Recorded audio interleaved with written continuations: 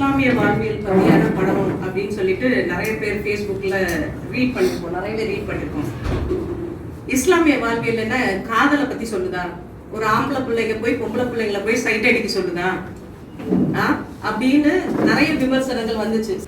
அப்ப இங்க எனக்கு தோன்ற விஷயம், இது தவறாக சித்தரிக்கப்பட்டுச்சோ, இது காதல் படமான்னு கேட்டீங்கன்னா என்ன பொறுத்த வரைக்கும் நான் சொல்லவே மாட்டேன் இது காதல் படமே. அடிச்சு சொல்லுவேன், யார் கேட்டாலும் நான் சொல்லுவேன் இது காதல் படமே கிடையாது. இங்க நான் ஒரு வரிகள் இங்க நினைவு கூறணும்னு நினைக்கிறேன். அந்த ஒரு கோட் கரெக்டா கொடுத்துருப்பாங்க பாத்தீங்களா, அந்த லைப்ரரியில இருந்து நம்மளுடைய பர்வீன் வெளியே போகும்போது, இறுதியில் நாங்கள் நினைவில் வைத்திருப்பது எதிரிகளின் வார்த்தைகள் அல்ல, நண்பர்களின் மௌனம். ஆனா நான் இங்க நினைவு கூறுவது அந்த இடத்துல எங்க நண்பர்களுடைய வார்த்தைகளால களமாட்டினாங்க. உதாரணமாக நம்ம ஜவுஃபர் ரோமானிக்கு உஸ்தாதுக்கு நன்றி சொல்லுவோம். அந்த இடத்துல நான் ரொம்ப என்னடா இப்படி ஒரு விமர்சனம் வந்திருக்கு, அந்த இடத்துல கரெக்டா ஒரு பதில் கொடுத்தாங்க. இந்த மாதிரி நண்பர்களோட இதுதான் நிறைய நினைவுல இருக்கு. அபிபிக்கு பின்னால நிறைய பேர் சப்போர்ட், நிறைய சப்போர்ட் வந்துச்சு, ஒன்றா ரெண்டா நிறைய. அப்போ இங்க அந்த ஆசிரியரோட கேரக்டர் பத்தி அழகா மேம் சொன்னாங்க. அந்த ஆசிரியர் ரொம்ப நுணுக்கமா அந்த வாழ்வியலோட முறை பிளஸ் அவங்களோட மொழி கையாடல், யதார்த்தமாக நடக்கிற விஷயங்களை அழகா தத்ரூபமா சொல்லியிருப்பாங்க. அதுல இன்னொரு முக்கியமான விஷயம், பெண்கள் எப்படி சமூகத்துல சொல்றாங்க, நிறைய பேர் சொல்றாங்க இஸ்லாத்துல பெண்கள் எல்லாரையுமே என்ன பண்ணிருக்கீங்க, ஒரு 4 செவத்துக்குள்ள வச்சு அடக்கி வச்சிருக்கீங்க, பிளஸ் அவங்களுக்கான கருத்து சுதந்திரம் இல்லைன்றாங்க அப்படின்னு நிறைய பேர் சொல்றாங்க. உண்மைதானே? இது இஸ்லாமிய சமூக பெண்களுக்கு மட்டும் கிடையாது, எல்லா பெண்களுக்குமே, தமிழ்நாட்டை சார்ந்த அனைத்து பெண்களுக்குமே இந்த இது இருக்கு.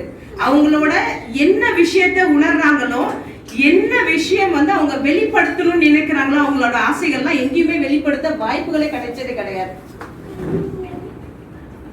சோ அந்த ஒரு நிலோஃபரை ரொம்ப அழகாக தத்ரூபமாக காமிச்ச விதமாக இருக்கட்டும், அந்த காட்சிகள் அமைப்பாக இருக்கட்டும், எல்லாமே அப்படியே நம்ம தத்ரூபமாக ஒரு குடும்பங்கள்ல பார்த்த விதமாகவே இருந்துச்சு. அப்படியே அதுக்கு ஒரு கான்ட்ராக்ட் கேரக்டர் வராங்க பர்வீன். அப்ப நம்ம அழகாக நிறைய சகோதரர்கள் இங்க பேசும்போது சொன்னாங்க, நம்ம இங்க தமிழ் இஸ்லாமியர்கள் எல்லாருமே தமிழ்நாட்டோட கலாச்சாரத்தை பின்பற்றி அந்தந்த ஊருக்கு ஏத்த நடைமுறைகளை தான் ஃபாலோ பண்ணிட்டு இருக்காங்க. அப்ப அந்த ஊரோட சாயல்ல வளர்த்த பெண்மணி தான் நம்மளுடைய நிலவு. அப்படியே பாத்தீங்கன்னா அப்படியே இஸ்லாமிய வார்ப்பிடத்துல வளர்த்தவங்க தான் பர்வீன். தன்னுடைய சுயமரியாதை, அதுக்கப்புறம் தான் நினைச்சத தனக்கான தனித்துவம் வேணும்ன்றது, அவங்க படிச்ச விஷயங்களை, அவங்களோட உரிமைகளை கேட்டு வாங்கக்கூடிய பெண்மணியா அழகா அங்க பதிய வச்சிருக்காங்க. அதே மாதிரி சில விஷயங்களுக்கு இப்ப நோ சொல்றதா சில சிக்கல். நிலோஃபருக்கு எந்த நோன்னு சொல்ல முடியல, தாமா விடுங்கம்மா, நான் போய் என்னோட இதை நான் எக்ஸ்பிரஸ் பண்ண நாங்க சொல்ல முடியல. அவங்க ரியலைஸ் பண்ண நேரம் ரொம்ப லேட்டு, கடைசியா ரியலைஸ் பண்ணி அந்த இடத்துல குலாவை பத்தி சொன்னாங்க. அந்த இடத்துல அவங்க நிறைய பெண்களுக்கு, இது இஸ்லாமிய சமூகத்துல உள்ள பெண்களுக்கு மட்டும் கிடையாது, அவங்க ரியலைஸ் பண்ணி ஒரு ஸ்டேஜ்ல ஐயோ என்னால தாங்க உள்ளடா, என்னோட எமோஷன்ஸ் எல்லாம் உள்ள எனக்கும் ஒரு உணர்வு இருக்குன்றத அப்படியே கட்டுப்படுத்தி ஒரு ஸ்டேட்ல ரொம்ப அவுட் பஸ்ட் ஆகி அந்த இடத்துல வெடிக்கிறாங்க. வெடிச்சு அந்த இடத்துல இல்ல எனக்கு போதும், நான் எனக்கான வாழ்க்கையை நான் தேர்ந்தெடுக்க போறேன், எனக்கு வேண்டாம் இந்த 4 சிவர் மட்டுமே என்னோட வாழ்க்கையில, எனக்கு நிறைய கனவுகள் இருக்குன்றத தத்ரூபமாக அப்படியே கொண்டு வந்திருப்பாங்க. அந்த இடம்லாம் ரொம்ப ரொம்ப அற்புதமான விஷயம். அப்போ எப்படி மஸ்கன் கான் இறைவன் மிக பெரியவன் சொல்லி பெரிய ஒரு மாற்றத்தை உருவாக்குனாங்க. நிறைய பேருக்குள்ள அந்த ஹிஜாப் ஸ்டோரிஸ் எல்லாம் நீங்க பார்த்திருப்பீங்க. ஹிஜாப் இது கர்நாடகாவில் நடந்த சம்பவம், எப்படி ஒரு மாற்றத்தை கொண்டு வந்தாங்களோ அதே மாதிரி நிறைய பர்வீன்கள் இப்போ உருவாகி கொண்டு இருக்கிறார்கள். ஏன்னோ எனக்கும் பேரு பர்வீன் சுல்தானா. முகநூல்ல ஒரு நண்பர் போட்டிருந்த பதிவு, பர்வீன்னாலே எல்லாத்தையும் வெளிப்படையாக பேசக்கூடியவர்களாக இருப்பாங்க போல இருக்கு, அவங்களோட உரிமைகளை கேட்டு வாங்கக்கூடியவர்களாக இருப்பாங்க போல இருக்குன்றது அது எனக்கு ஒரு பூஸ்டா இருந்துச்சு. ஓஹோ, பர்வீன் சுல்தானாலாம், பர்வீன் பேர் வச்சவங்க எல்லாம் இப்படிதான் இருப்பாங்களான்ற மாதிரி. அதுல எனக்கு ரொம்ப இது அழகாக சகோதரர்கள் ஆவணம் படத்துல பத்தி பேசினாங்க சகோதரி. அதெல்லாம் வாழ்க்கை முறைகள் ஒவ்வொரு ஏரியாக்களுக்கும் வாழ்க்கை முறைகள் வேறு வேறுனாங்க. ஆனால் இங்க காமிச்ச வாழ்க்கை முறையானது வேறுதான், ஆனாலும் எல்லாருக்கும் ஒரு பிளாஷ்பேக் ஞாபகப்படுத்துச்சு.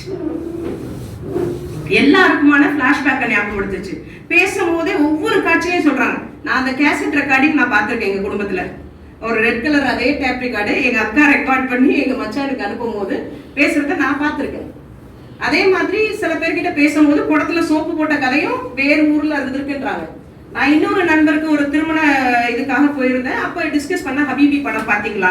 ஆமா, நிறைய கான்ட்ரவர்சி ஃபேஸ்புக்ல நிறைய பேசிட்டு இருக்காங்க. என்னதான் இருக்குன்னு பாக்குறதுக்காகவே நான் போனேன் அப்படின்னாங்க.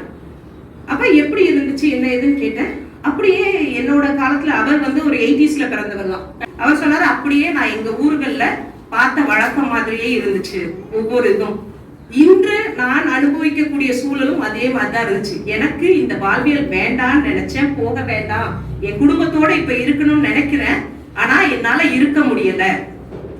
அந்த வலி, அந்த சாச்சியோட வலியை வந்து கண்ணார ஒவ்வொரு இனுக்கையும் அணுவாக பார்த்தவர் நம்மளுடைய அபுதாபிர்.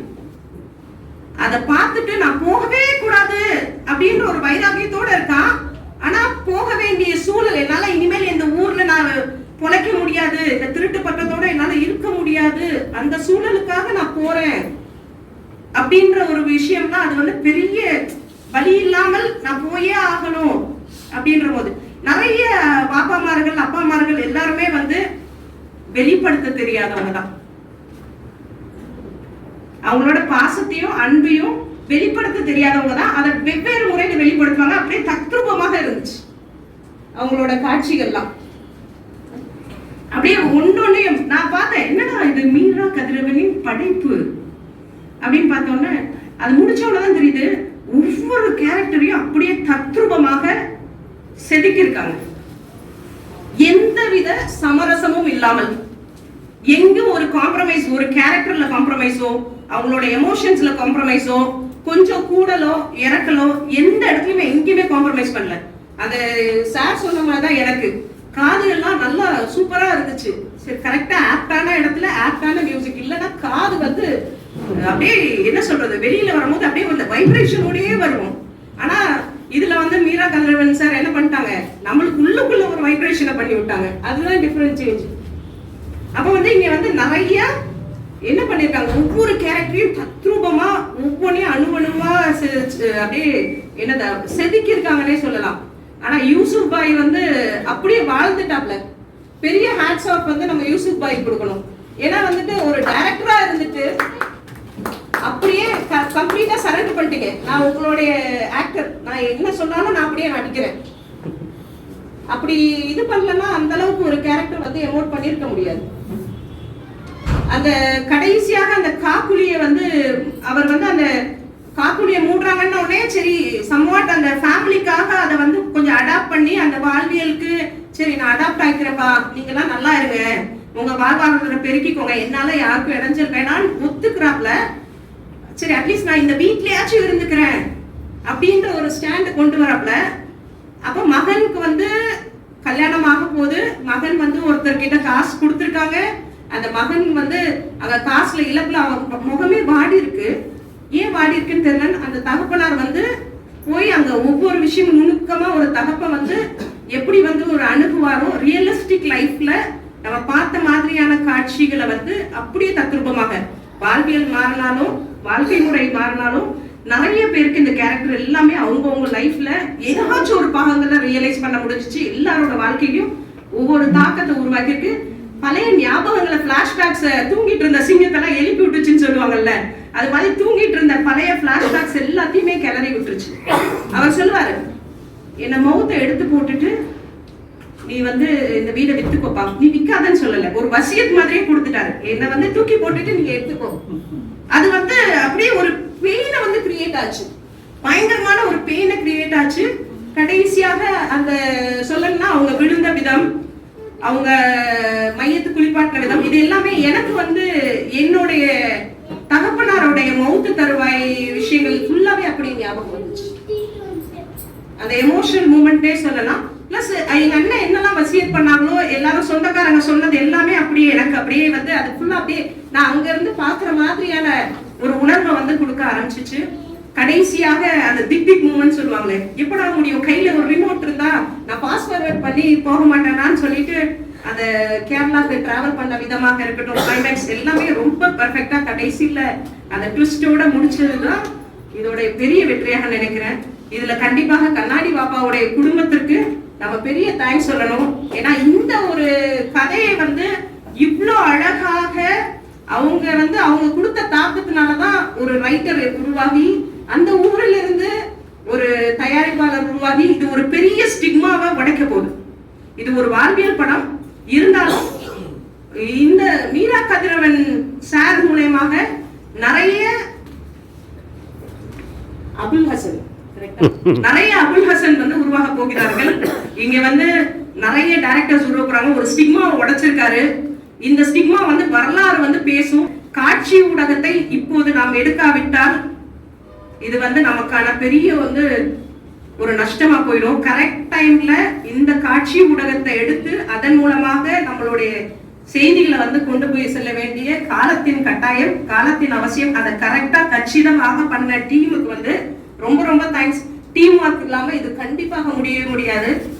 நிறைய முன்னணி ஆக்டர்ஸ் எல்லாம் இது மாதிரி முன் வந்தாங்கன்னா இந்த படம் மாதிரி பல படங்கள் வரும். அதற்கு பெரிய ரோல் மாடல் பண்ணிருக்கிறது நம்ம கஸ்தூரி ராஜா சார்.